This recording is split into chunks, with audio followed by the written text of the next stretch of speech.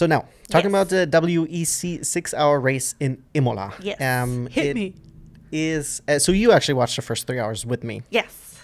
And then I finished watching the first 3. But first, I actually wanted to talk about qualifying. Because we both watched that. And I thought it was very interesting. So the way it works in the WEC, the qualifying, everyone is part of qualifying. And then the top 10 qualify essentially for I believe they call it the hyperpole. And then out of the top 10, they then do again fastest laps, yada, yada, yada. And then the grid is essentially established based on time.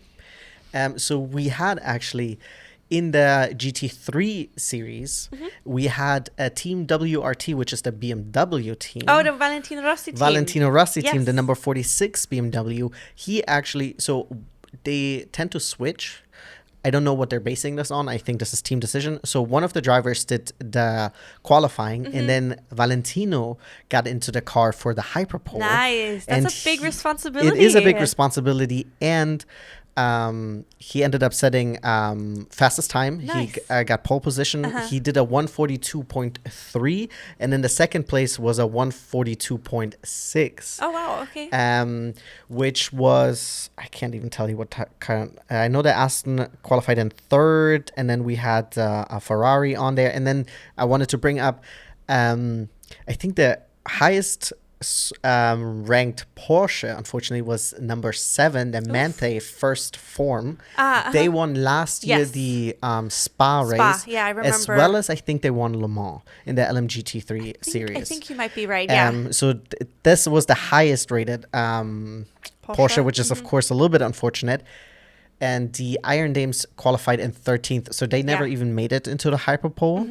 Very unfortunate, because I was quite positive because I was like 6 hours. You can do a lot of overtaking in 6 hours, but of course there's also the strategy element and the tank and the pitting and hours. Like driving hours and then things, of course yellow flags and safety cars galore. But it was really cool to see, because the BMW, which I think is now really coming into it. It was the whole weekend. It was the fastest car on the track during free practice. And what I also always think is when I see the BMW lined up next to all of the other cars, it looks the least like a supercar, in my opinion, because it looks more like a bully. It looks like a tank. Yeah, it looks like I'm coming, like I'm here and I'm like rushing through this. Yeah, it doesn't look like it's the fastest, most agile car on the track. It looks like it puts like the elbows out. And, like, here I am. Because if you look at the McLaren looks like what you would think a McLaren looks like. Yeah. And like a silver arrow.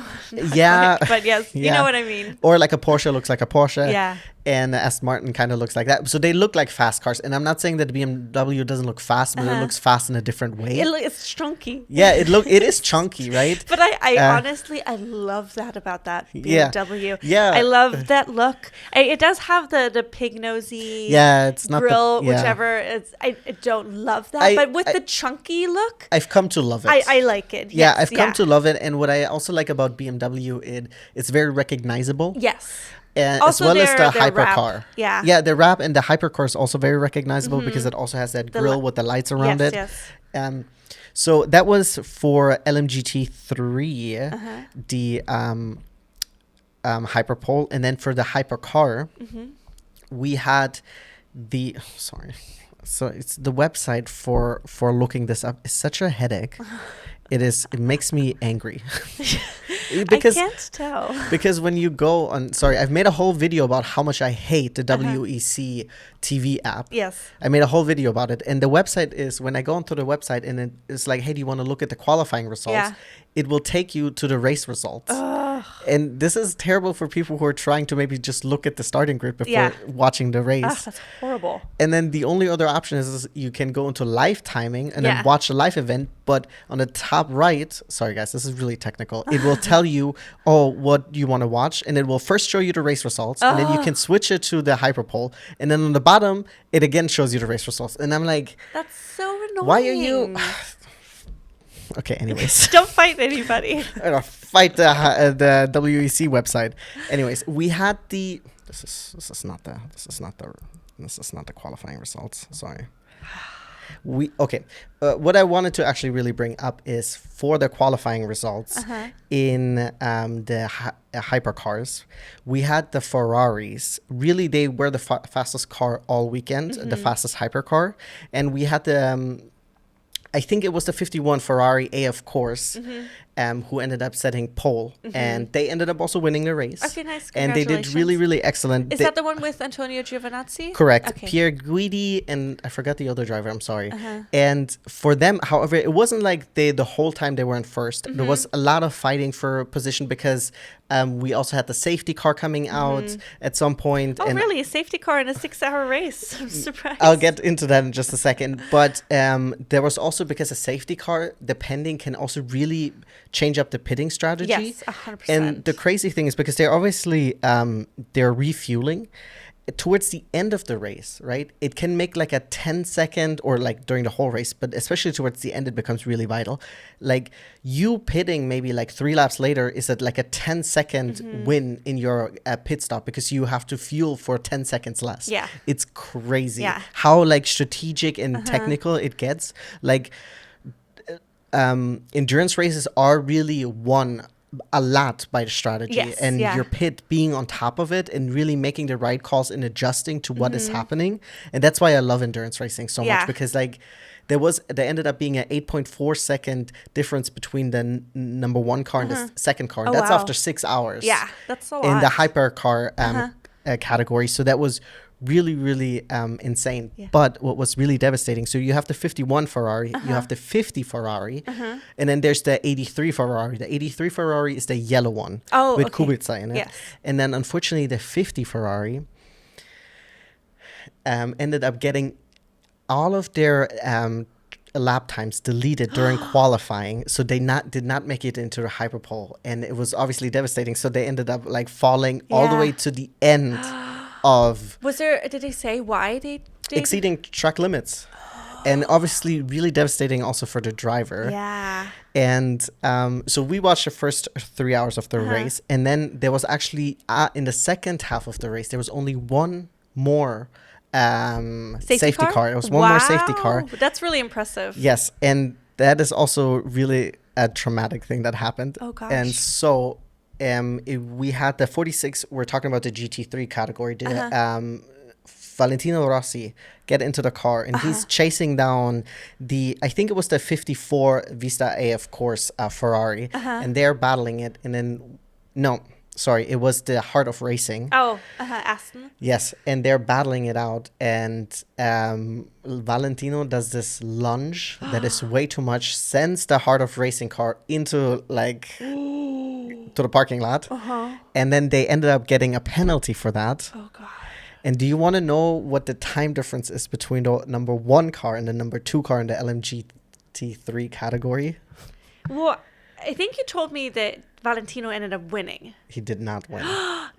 They did not win, and I think if it wasn't for the penalty, they would have probably won it, because there was a 3/10 of a gap between the Porsche that qualified in 7th, Manthe first form. Oh my gosh. I will say Manthe, in my mind, their pit on point. Yeah.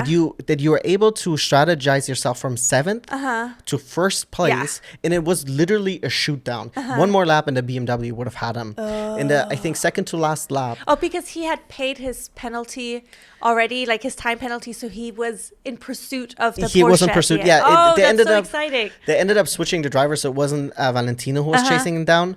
But it was so unfortunate because you had in the second to last lap, you had one of the hypercars getting in between the Porsche and the BMW that gave the Porsche some breathing room. Yes. And obviously kind of blocked the BMW. This is like just what happens when you have different categories. I will also say maybe that Porsche kind of planned it. Maybe you're like, okay, I see the guy coming. I'm going to try to position myself in a way that he can't overtake me, but maybe the BMW create some breathing room. And then literally there was like a race down to the finish line in the last lap, and 3/10, one more, and the BMW would have won it, which is very, very unfortunate that they didn't. But then in 3rd place for the LMGT3, we had the Lexus, which was really awesome. And before I'm gonna tell you guys or you know what, I'll tell you guys the hyper cars finish. Do you want to guess? So you know Ferrari won. Yes. Do you want to guess 2 and 3? It's 2 different manufacturers. So we have 3 different manufacturers on the podium, and we have 5 different in the top 5. Oh, that's incredible. No, sorry, 4 different. Is it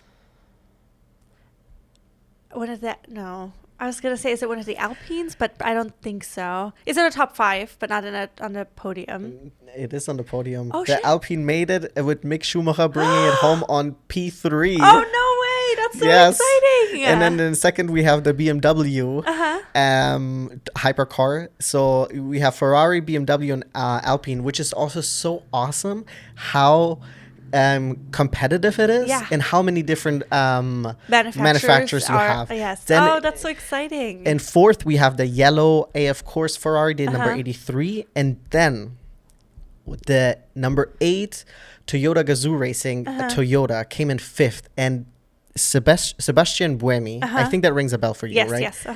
He has gained a fan this weekend from Really? me. He was a monster in the Toyota because you had the 50 Ferrari, the one that had all the track time deleted, chasing him down in, I think, technically in newer tires.